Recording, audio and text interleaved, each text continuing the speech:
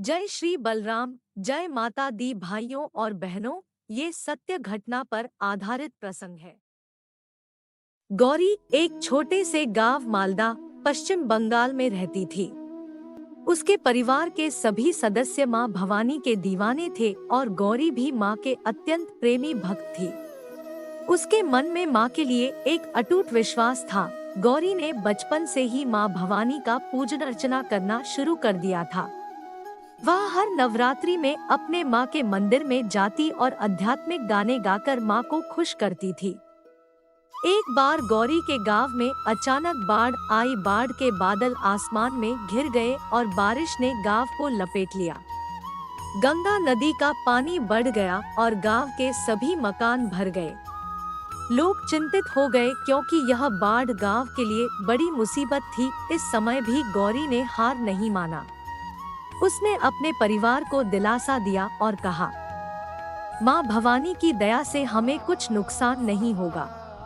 माँ हमारे साथ है और वे हमेशा हमें संभालेंगी। गौरी ने अपने माँ भवानी के सामर्थ्य पर पूरा विश्वास रखा और उनकी पूजा करते हुए कहा, माँ कृपया हमारे गांव को संरक्षित रखें। हम आपके अधीन हैं और आप हमारे रक्षक हैं। माँ भवानी के अद्भुत कृपा से गौरी की प्रार्थना पूर्ण हो गई। वही रात बाढ़ का पानी शीघ्र ही सूक्ष्म रूप में छुटकारा पाया और गांव का सब सामान बिल्कुल सही हो गया। लोग चकराकर हुए गौरी के चरणों में बैठ गए और उन्हें धन्यवाद दिया।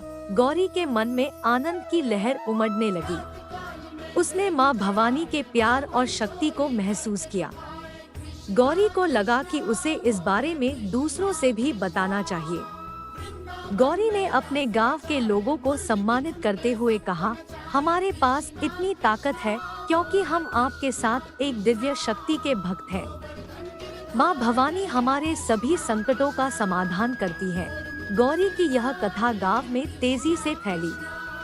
लोग उसे भगवान की अपनी अस्तित्व का सबूत मानने लगे और उसे गर्व से देखने लगे। गौरी की ईमानदारी, धैर्य और मां भवानी के प्रति अटूट विश्वास ने सभी को प्रभावित किया। गौरी ने गांव के लोगों को धार्मिक मार्गदर्शन देने और भगवान के प्रति भक्ति और श्रद्धा की महत्ता बताने का काम किया। उसकी कथा आज भी गांव में लोगों के दिलों में बसी है और वे उसे सदैव याद करते हैं। गौरी जीवन में सत्यता, ईमानदारी और भगवान के प्रति अटूट श्रद्धा रखने के लिए एक अच्छे उदाहरण थी।